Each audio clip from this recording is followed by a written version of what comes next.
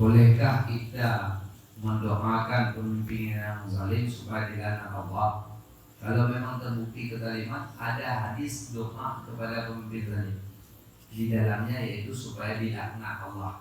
Ketika secara rasa tidak akan lagi ada perubahan.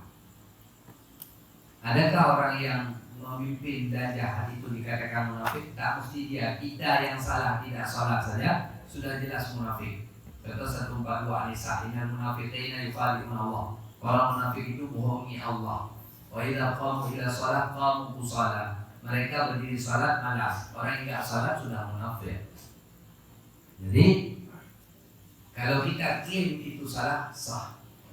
Tapi perlu kita ingat, kenapa kita misalnya bukan Indonesia, negara-negara lain dapat pemimpin yang salah? Karena sebenarnya rakyatnya tidak saleh. Sama dengan rakyatnya salah, maka dapatlah pemimpin yang salah. Kalau salah kita sudah terlalu lama, tidak patuh Tuhan, tidak ada lagi dakwah, itu sedang terjadi di Indonesia. Makanya kejadiannya demikian. Nah,